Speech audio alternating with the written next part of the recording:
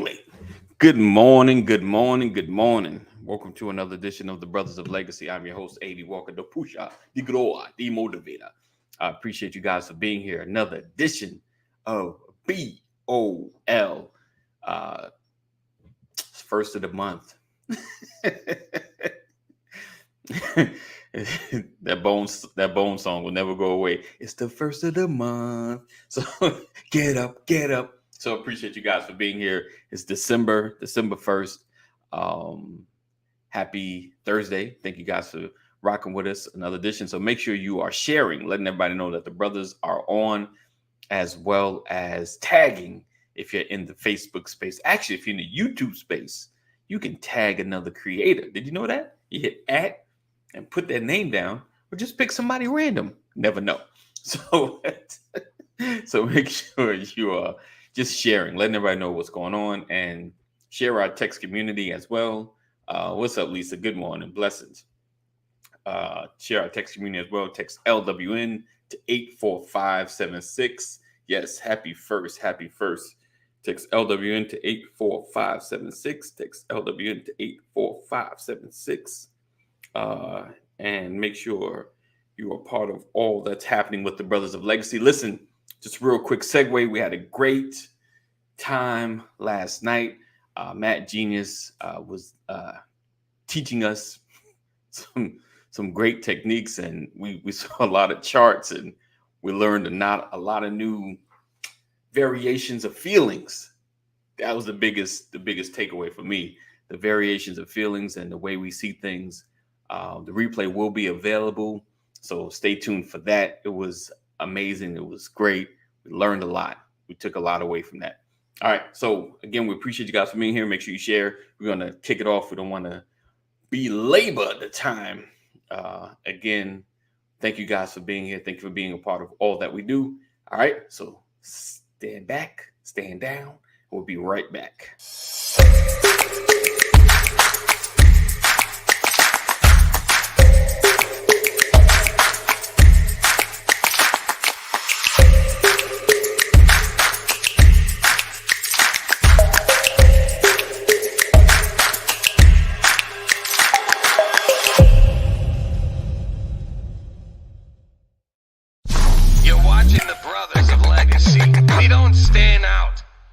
Stand up. So Captain, come on. Oh, I'm sorry. It's first of the month thing still in my head. Never get that song out of your head. Nah. Get up. So we appreciate you guys for being here. Hey, what's wrong? You're looking. I'm looking at your shirt. Oh yeah. It's not blending well. It's not. It's going against the green screen. There you go. Interesting. Okay. Okay. We got Pastor in the building, and as always on Thursdays, we got Mr. Thomas Cotton, soon to be Dr. Thomas Cotton. So we appreciate you guys for being here again. We're gonna dig into this conversation because it's going to be good. It's going to be good as always. Because I got questions. So today we're talking about creating a pipeline from childhood to wholeness and prosperity. Creating a pipeline, and I use that because they have the school to prison pipeline. It's kind of changing it a little bit, just a little bit, make it think a little differently. Because I think a lot of times we sit in a negative space because we only see certain things associated. The school to prison pipeline, like how can we, we're stuck there, and it becomes harder to create a solution because you feel like the problem is this big, but if we deal with it in bite size, we can actually change something. So that's basically where I got that from. Also, the thought process of the working together is funny. I put a post up. I said, we do work together, and I hashtag it, challenge me, or prove me wrong, because we do work together. Now, you never get 100% of anything, there are always going to be dissenters, those that don't agree, no matter how clear your plan is, how dope the vision is. You get 10 people, 8 of them will be with it, 2 of them will just be haters. So it's all about vision, it's all about what you see. All right, so getting into this, well, that's someone complicated, a lot of complexity. Yes, indeed. Always complicated and complex. So we're talking about, again, changing the trajectory of a lot of our children in various neighborhoods. Because it's not always the impoverished that go through the struggle, because it could be those that are either even in the middle class state that don't have access to the best information, or don't know how to move out of the cycle that their family went through. So today we're going to just kind of talk about some of the, I'm saying it different because I keep saying it, trying to get it right. I don't know why I'm struggling with it.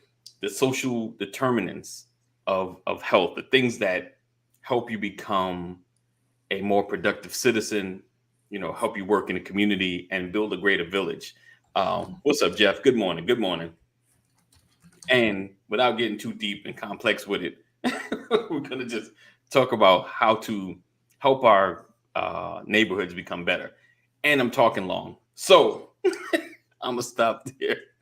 So I'm going to talk to Thomas, because we talked prior to, and what are some of the things that affect children that we don't think about? And like I said, you mentioned it.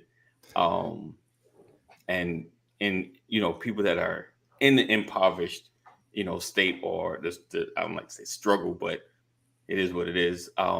Struggling financially or struggling in an area. What are the things that affect children that we don't consider? Yeah.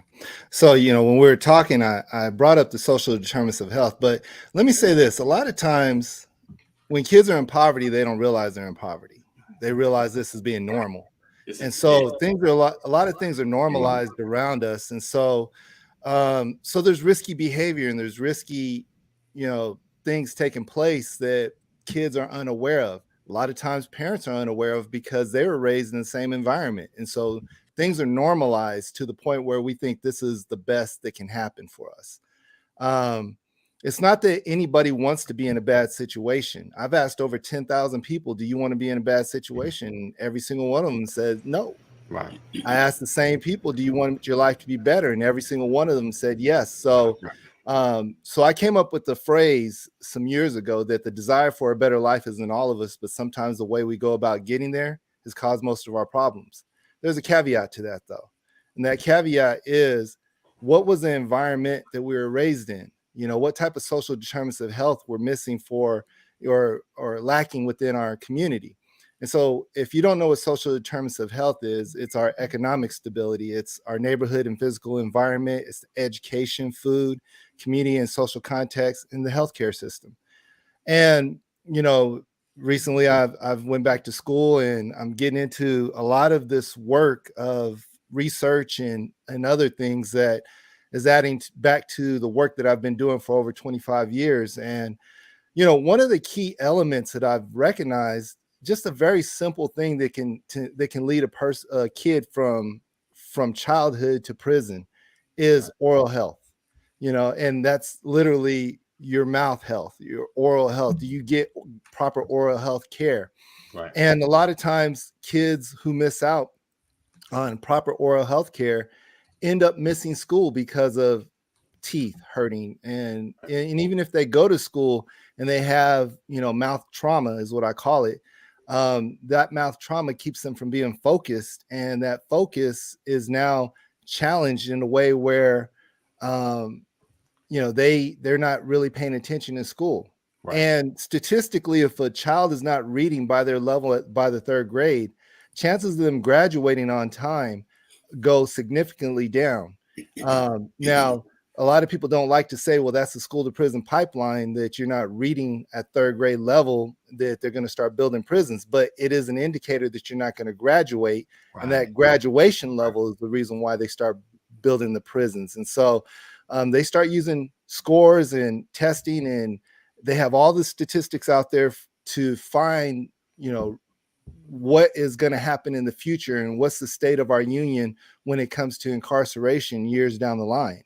Right. And so they have to have beds for the people that they feel like later on is they're going to be in the, justice system. And so, right. So there's a lot of different ways that we can start to look at preventing these, these pipelines to prison, Right. these pipelines to poverty, these pipelines to, low income employment, to lack of economic stability, to, not owning homes. We can start to prevent that early on. We often say that, oh, I wish I would have learned these things in school, like investing, finances, and other things, but we don't teach them.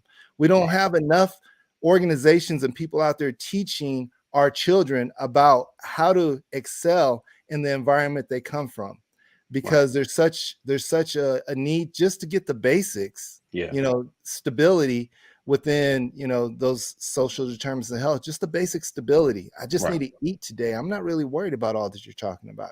How am I going to eat? And, school systems try to do good with, free lunches and everything else, but that's still not enough, especially if there's other issues within the schools that are causing problems within our children. And I'll say this and I'll hush and we can all have a conversation. But basically, I've been to many high schools. Right. And the ones that are predominantly African American are significantly lacking. The teachers' morale is so far down that they're just like the kids almost. They don't care. They're cussing. They're doing other things. I mean, I sat there in one high school and just watched, stood in the hallway and just watched kids bounce off the hallway walls, literally. And it was mostly the girls, loud, just, it was wild, and just sat there and then watched the teachers just walk by and how they responded to these situations. I mean, that right there puts our kids at a disadvantage in the first place. And so we have to do something a little bit better, a lot better, to be able to help overcome some of these systemic and structural barriers that we face. Okay. Sorry, had an issue. So with that though, what can we do? Like, shout out to Henry County, the school. They actually just started an initiative to help with financial literacy. So they at least are starting to address it. But when it comes to what can we do as each individual, to begin to contribute to this change, if that makes sense. Like, what can we do to help the neighborhoods that need it, or even help our neighbors that need it, as far as the financial literacy, or just to kind of change our mindset. And I know you have programs that help kind of change, the way we think. How do we get these kind of programs in the hands of those that need it? Yeah. I'm going to go simple with this. There's a lot of organizations out there doing work. I'm not saying no one's out there doing work. 100%. They're but just a lot of times that underfunded. Yeah. These organizations need funding. They need to be able to be supported. They need people who can believe in their mission and vision to make change and transformation. What we have to quit doing is disregarding the smaller organizations that are grassroots, that are doing big, major things. A lot of times what we focus in on are the larger organizations that give us the feel good stories, and they're doing great work also, but they're seriously funded. And the funding that they receive is great. They do great work, but we have to start to balance that out, especially with organizations that are near and dear to our heart. If you ever said, ooh, that little girl needs to learn how to dress better, that kid needs to pull up his pants, then you need to find organizations that are helping kids understand why they need to pull their pants up, or that young lady understanding why she has to have standards, and what that's going to do for a community, what that's going to do for her. If you say that we need better education, kind of like what I just said, in our high school system, we need better education. Well, what am I doing about it? It's empowering other people and other organizations to to be able to go in and make a difference. It's partnering with other organizations. I partnered with the Yeah, come on. Gifted a organization called Gifted, and went into high schools and taught my curriculum and taught their curriculum. I Right. didn't care who gets the glory. Something needs to be done. Right. And so when we say something needs to be done, we need to say, hey, if I can't get myself into a school, or if I cannot get into a prison, or if I cannot help people coming out of prison, what can I do to support the organizations that are doing that? Right. And let me find them, let me vet Wow. them, let me talk to them. So now I can understand their mission, their vision clearer, and I can confidently support them, and not only support them, be a champion for these organizations and start to Right. speak on their behalf. Yeah. So you're Definitely. echoing my sentiment, because that's exactly how I feel, man. Sometimes we waste our resources trying to do something where it feels like we're reinventing the wheel, when Right. you can take your resources, combine them with someone else, and be more effective, right? Mm-hmm. The deeper problem, I think, and you correct me if I'm wrong here, Thomas, because you speak effective on this stuff. When it comes to public school funding, the inner city is underserved, has been. He's paused. Oh. Go ahead. I You're thought he was back. taking a No, long he's not. pause right there. So Yeah, he's paused. Look, that like, looks like like a dopamine nod. No. Was that, he did. wait, Hey. what?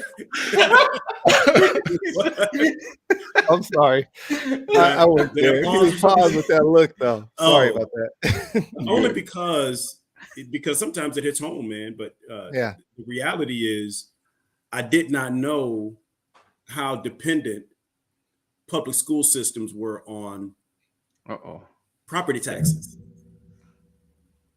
Okay, so public schools and how Oh, they I affect did the not property realize tax. public schools were so I dependent think he on froze again. property taxes. Oh, okay.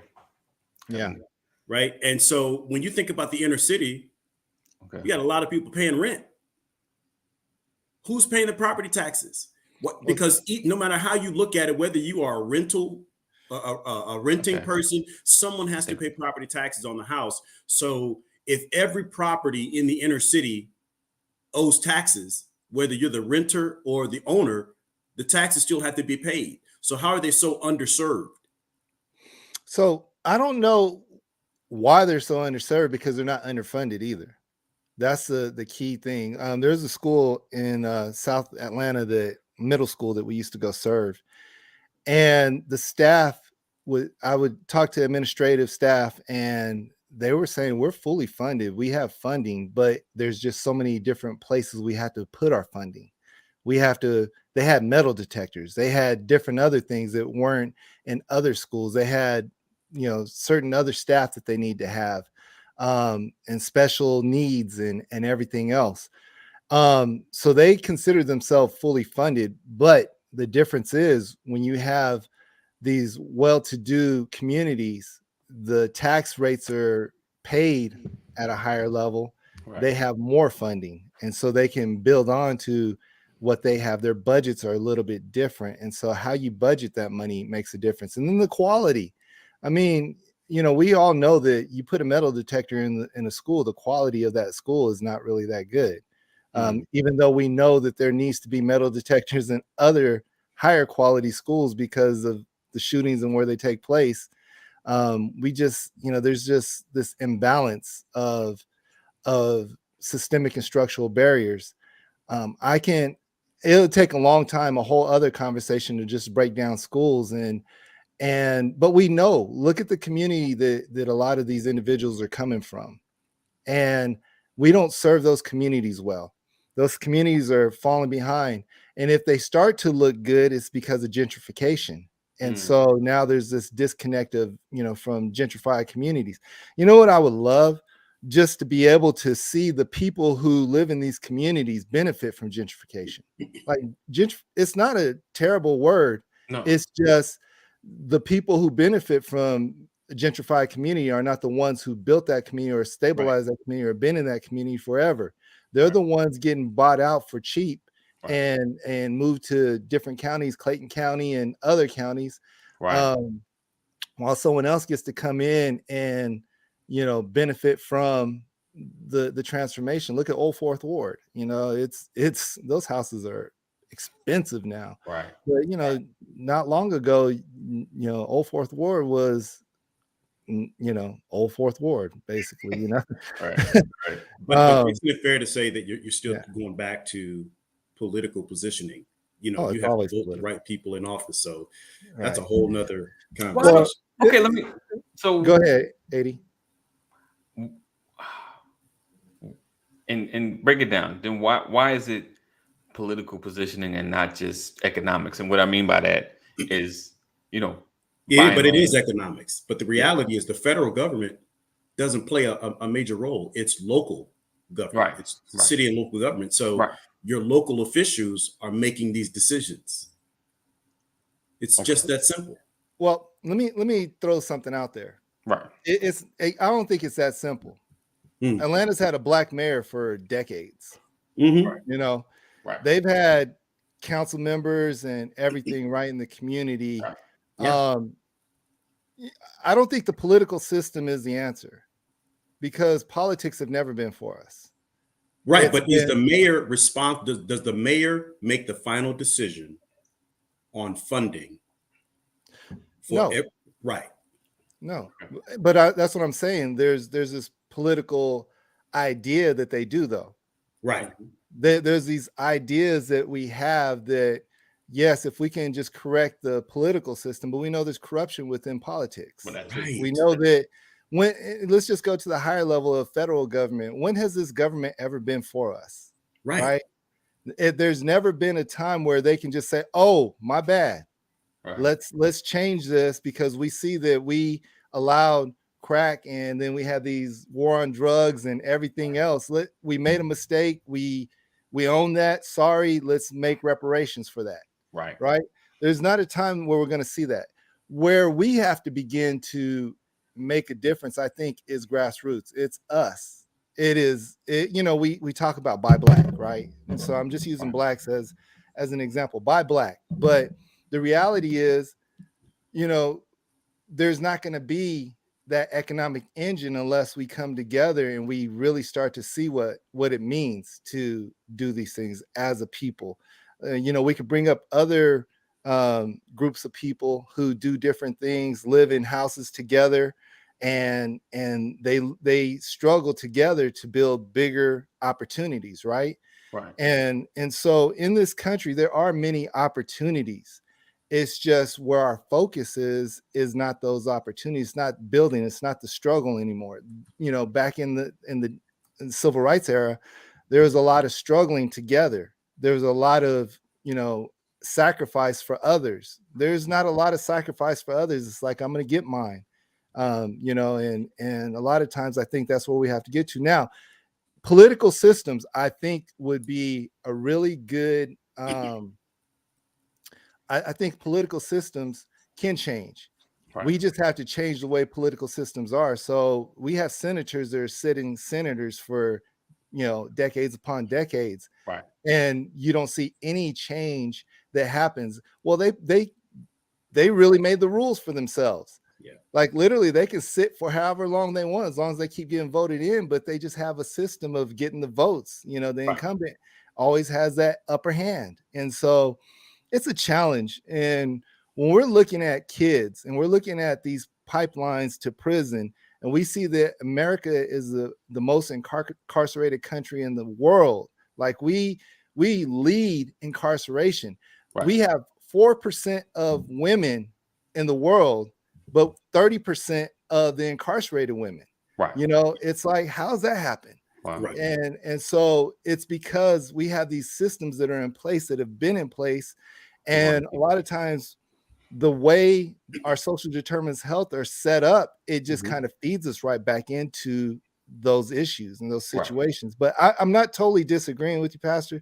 I just think that there are different ways other than thinking about the political side of things, because politics, when you play politics, it really is a hard thing. So a lot of organizations are attacking that political space, attacking policy, attacking these things. And those are the organizations you need to get behind because they are trying to make a difference in that space. And then, but you can't say it's either or, it's both and. We have to Absolutely. go two different, we can't always keep saying either or. And I think that's what we get caught up in. I either have to do this or I have to do this. No, it's both and this and that and this and that. Definitely. And that's kind of my point. I think, from a political perspective, that's one area of focus. You used the example of oral hygiene when you opened up. You talked about, a child with a toothache doesn't want to be in school. And if they are, they're not going to be focused. They don't do well in class and all of those types of things. So how do you combat that? There was a time where they would bring the dentist to the school. The big bus would pull up and you get your teeth cleaned. You did. And if anything was going on, they would help you set an appointment with an actual dentist to get a procedure done or whatever the case might be. That disappeared. Yeah. Right. For years. It came back in like the early 2000s, but I have not seen that at all. Right. In the last 15 years. Right. So it's programs like that. Like, where did the funding go for that program? Right. That's good. I forgot all about that until you brought it up. Until you said it. That type of thing needs to happen, like where the bus spends a week at, but there has to be a bunch of buses because there's a bunch of schools and a bunch of kids and needed opportunities. And I think that would be such a great thing to do, getting dentists on board and being able to address the oral health. And then while they're getting their oral health addressed, finding out what other needs need to be addressed and having other resources and support there. But, something as simple as being taught how to go to college or being taught how to, as me and AD were talking, how to start a nonprofit, how to be a grant writer, how to do certain other things. Being taught the pathway there is important. But a lot of times our kids, it's hard to break into their world these days because their worlds are totally different from ours. Not saying ours were better, but, we can always go back and say, man, when I was growing up, but this is a whole different world than when we were growing up. And so being able to connect with children and being able to show them a pathway to success, if we can't put it in a video game, sometimes it's hard to get it there. So. You know what? It's funny that you say that. And I'm sitting there like, man, we just need to go back to encouraging our cartoons and creators. Just, what was it, like 15 seconds, 30 seconds? Thanks for helping me. Knowing is half the battle. We all remember that, right? All them lessons, all of those lessons, I'm just a bill on Capitol Hill. Like, it was like 30 seconds, just little snippets of education, just small little, and it wasn't, it didn't dominate the whole cartoon, just right at the end, and they took the character, it was like G.I. Joe. They took the characters, put them in these situations, make sure you're making the right decisions, just small little snippets of stuff, I think can make a difference. And a lot of these cartoons can get back to that. It's just right at the end, just a little positive snippet, after whatever crazy show you just had, I don't know. And I think it's the small things that we can encourage, and that's outside the political spectrum, or maybe it's inside. Maybe the policies need to be, if you have a FCC approved show, you have to allocate 30 seconds, to a positive message. It's required at the end of the show, the beginning of the show, in the middle of the show, because they have that on station. They got to have like a emergency warning, or they have to have, certain things are required. And I think it made it different. Like, all of us remember those things, So I think just those movements can make a difference. And even, now that we have access to like TikTok, we have access, we just got to find a way to get on the same feed as the 16-year-old. You got to just, whatever it is in the algorithm space, to get in, to be able to get their attention. 30 seconds. So I think that, we have, and honestly, so with the change, I think we have more access. You feel what I'm saying? Like, back in the day, it was harder for our parents to really get a message in front of us, because they weren't going to have a rap video. Like, they weren't going to be on Yo MTV Raps. Like, it's just like, at least now the social media, we have an opportunity to get in front of them, with an ad or something. That's all. That's a good. Do you think that parents had more access when you were a child compared to the level of access they have today? What you mean? You said back then, you couldn't really get in front of the children. In front of us, right? But I think that we had fewer distractions. We had fewer distractions, indeed. So, indeed. And we had more face-to-face interaction because you didn't have a cell phone, you didn't have a smart device, right? So they could talk to you to your face, right? Nowadays, you spend more time communicating electronically than you do physically, face-to-face. Yeah. Right. Yeah. So I think that it's tougher now. And when you consider the algorithms, I'm not saying it's impossible. I'm just saying I know it's more challenging. It takes a lot more creativity simply because you don't control the algorithms on TikTok. True. Right? One of the things that we can say is our kids are a little bit more intelligent than we give them credit for. Yeah. I mean, they may be more distracted, but they're very intelligent. And I think if we can catch the generation, young college students, younger kids who have big dreams of being able to do things and direct them to a place where they can understand their power. Right. Like they understand the algorithms, they understand or helping them to understand the algorithms if they don't, to help them to grow in that space, because I believe the children are our future. I'm just kidding, but I do believe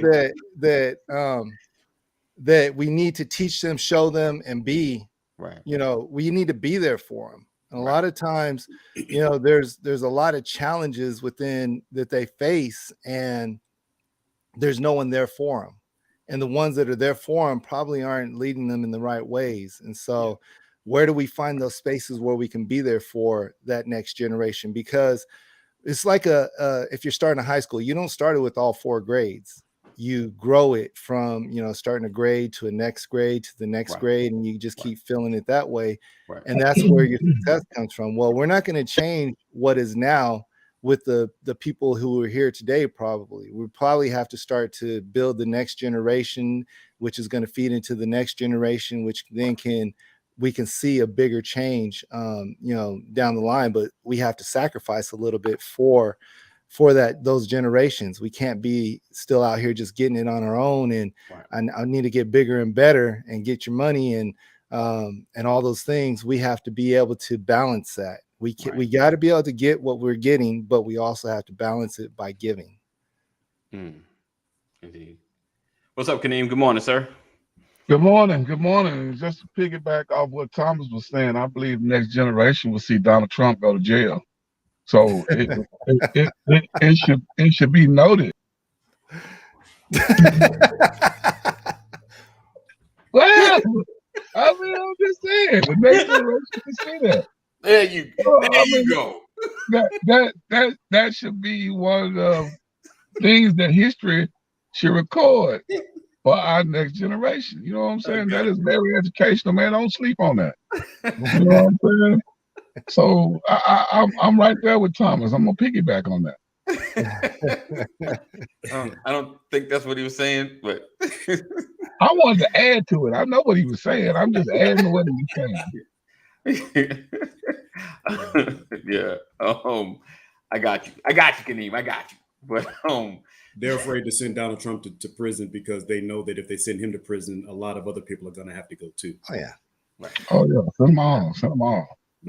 Well, on both sides of the aisle. You just got to be. He's honest about his taxes, and the reality is he plays the tax rules like a flute, trumpet, like he violin. He's not doing anything wrong there, and people just will be mad if they see his taxes because there's tax code. He's hitting every tax code. And don't have to pay taxes. Trust me, I understand what that looks like when you can depreciate property and look back and it's like, I made all this money, but I could depreciate all this property and literally look like I didn't make any money and get a tax credit for next year. Yep. Like, man, that's crazy. Yeah. So a lot of times we just got to, educate ourselves. I didn't know about tax codes, and I'll just share a lot of the things that I learned from taxes back in the early 2000s still play well for me today. When I was investing in real estate, I was able to depreciate property to the point where I had a $34,000 credit the next year. So my first $34,000 in taxes the next year was tax free. And so a lot of times people don't understand that, like, how you do things and learn, they're playing these, just let me just say this. Everything that we can complain about what they do, we have access to.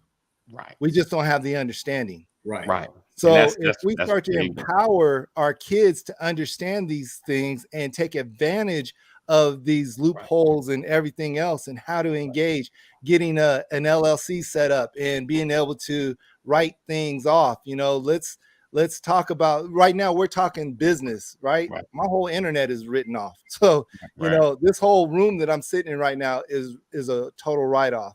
Everything that I'm looking at is a total write-off. Right. And so I don't really worry about, a lot of those things tax-wise.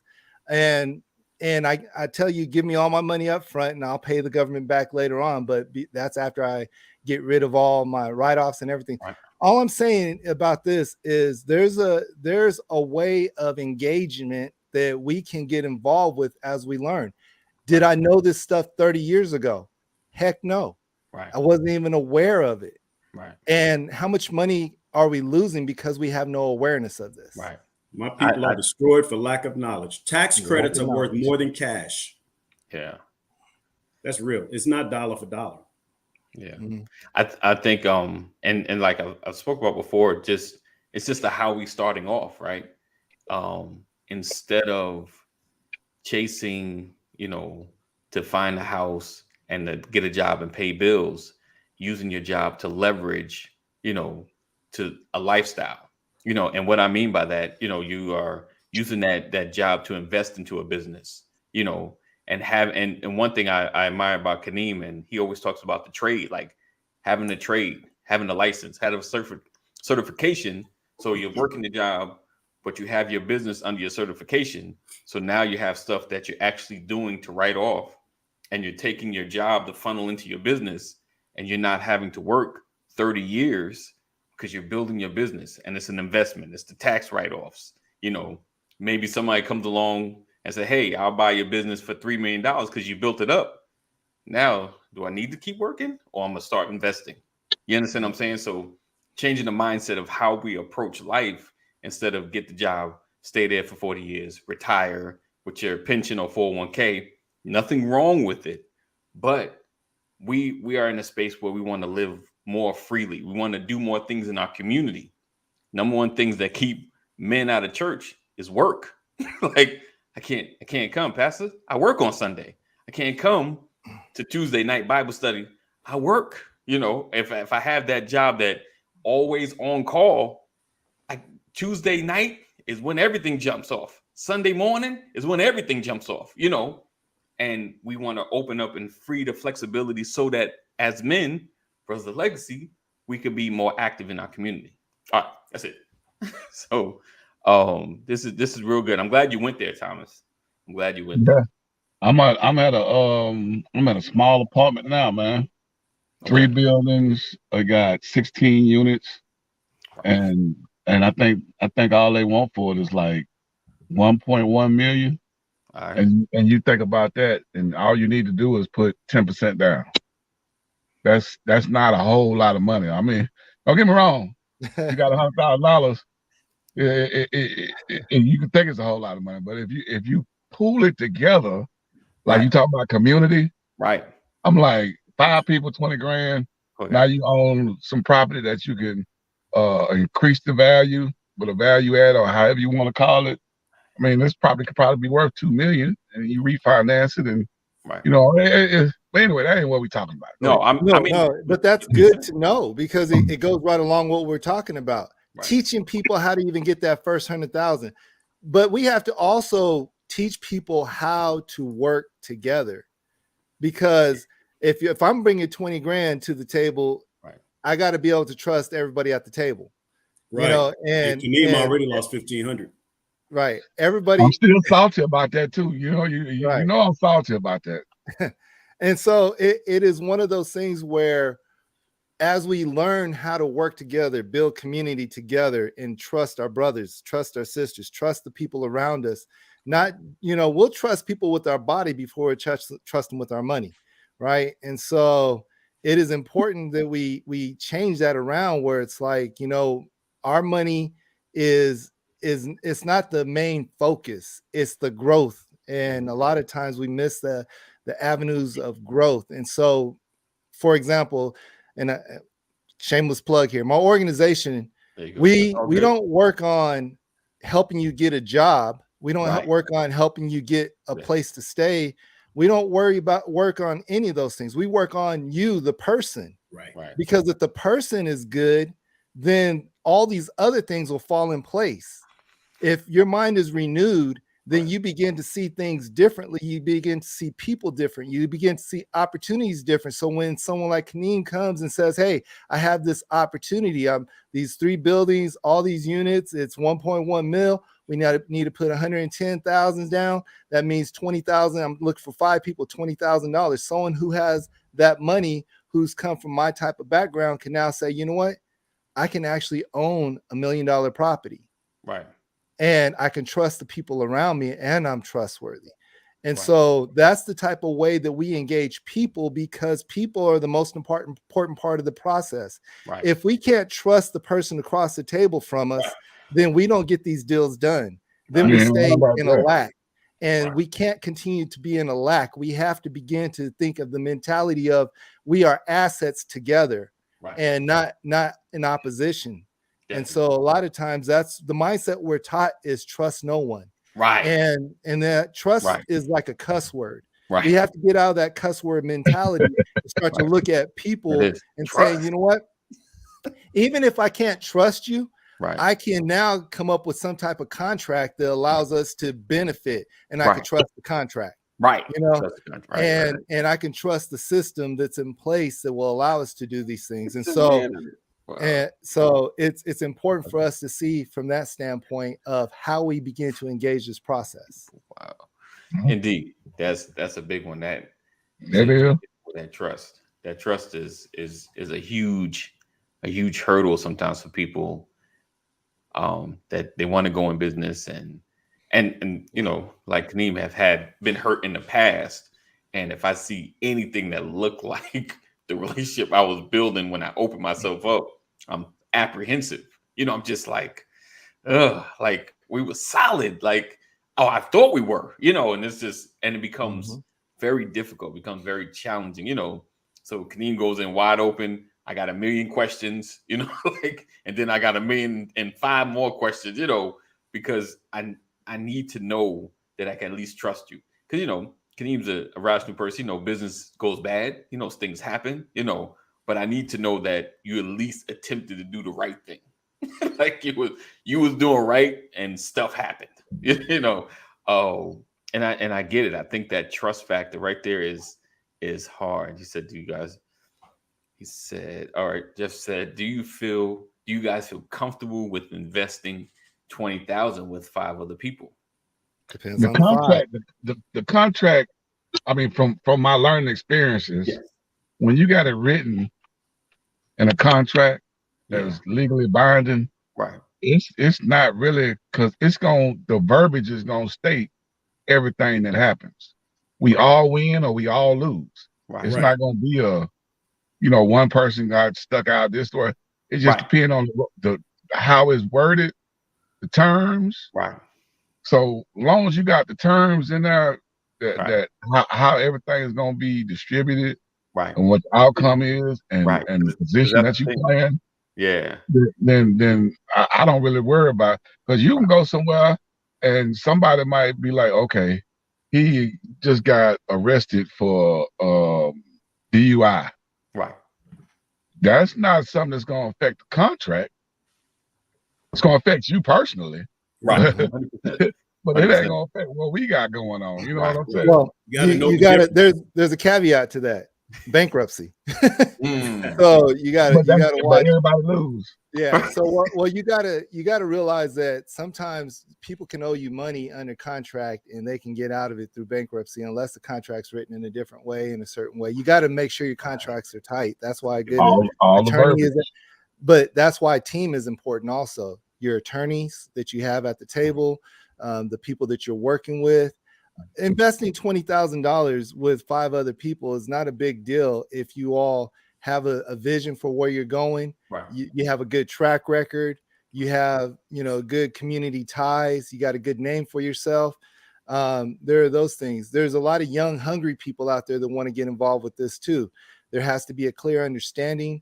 But I think that we have to get to that point where we're comfortable investing with 5 other people, because the way our system is right now and the inflation that we're facing right now, we cannot just do this on our own. We can't try to keep being independent and doing things by ourselves. Right. We have to connect with other people and partner.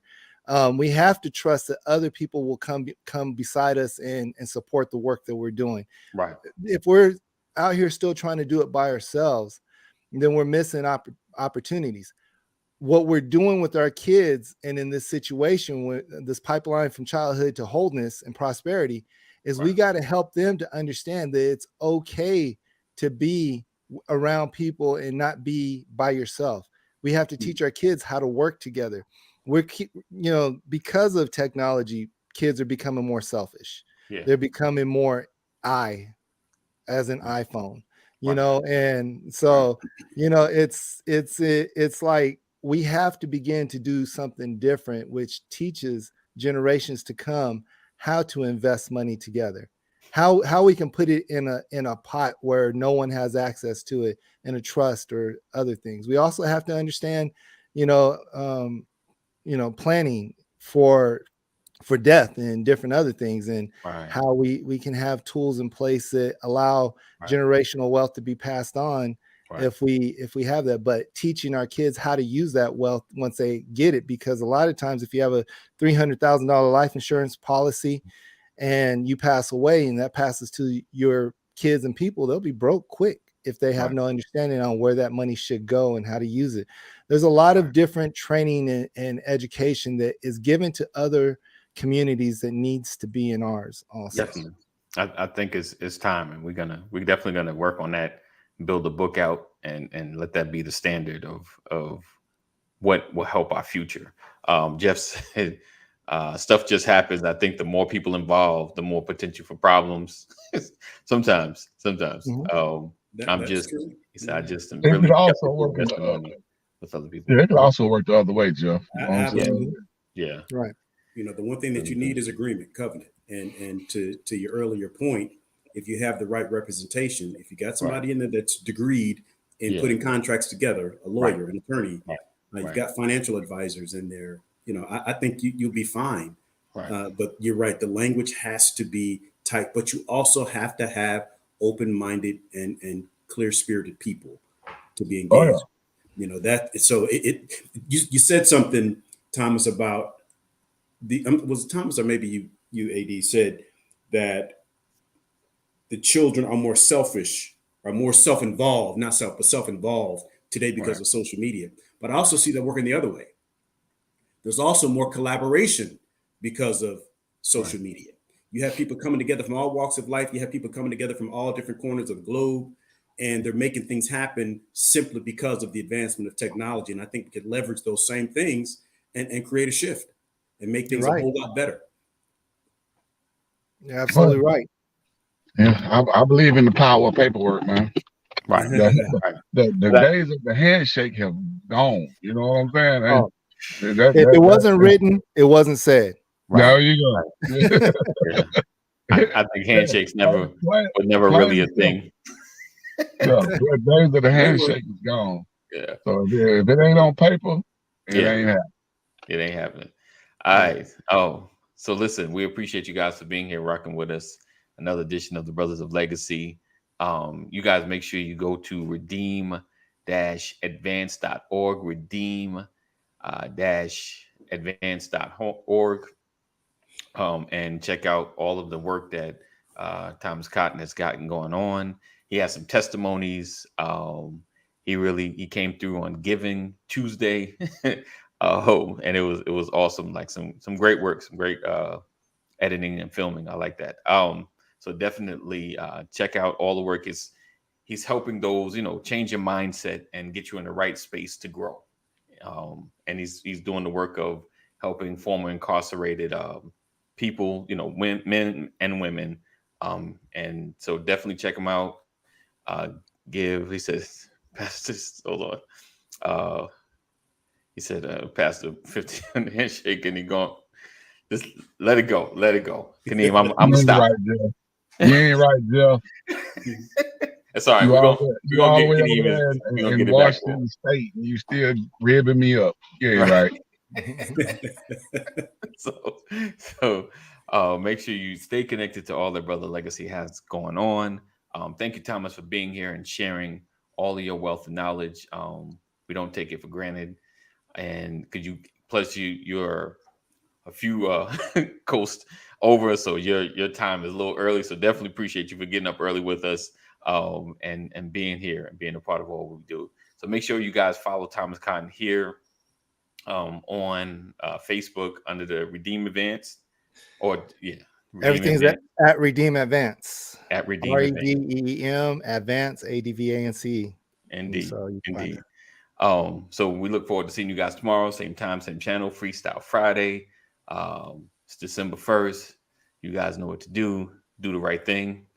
And I missed Giving Tuesday. So if you felt like, oh, you didn't say nothing. So today is Giving Thursday. So if you're feeling led to give, $ BOL 2019, or go to brotherslegacy.com, go to Beyond Giving, gives you other options to give. All right. So appreciate you guys. Thank you again for all that you do. Thank you for sharing. I want to thank Pastor Brian Corey and Kaneem, as always, for being here. I don't know who Sheet Luch is. Who is Sheet Luch? Oh, that's supposed to be a K, my bad. But Sheik Luch. Okay, that made more sense, and I don't know that. He one of the three individuals that's in the locks. So okay, it's, okay. You I didn't know the locks name. Jada Kiss and all. Yeah, okay. I didn't know. I know the locks. Okay. All right. Sheik Luch is in the Check him out. You got some pretty good albums. Definitely. All right. So we'll see you guys tomorrow. All hearts and minds are clear. Anybody want to share anything? We good? Dial 388 mental health crisis. If you 988. I'm my bad. See, I already messed up. I might need to call myself. And tomorrow's the last day to vote. Early vote in Georgia. Yes. Yeah. Well, yeah. There's voting is on the 6th, right? Yeah. I'm voting today. I'm doing it today. Good. Yeah. Today Good. or tomorrow. One of them. I am. I voted on today last time. Just for clarity, I did vote. Jeff, stop it. All right. Also, 211. Right, you see that, right? I'm not gonna put it up because you can't see the comments. So you gotta put it up. Can't see it. I can't. You gotta put it up so you can see it. You got to.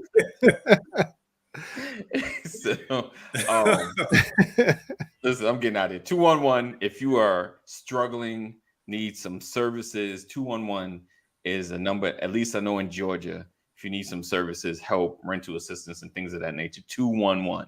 All right. So we look forward to seeing you guys tomorrow. Same time, same channel. Know that we love you. Jesus loves you better. Stay safe.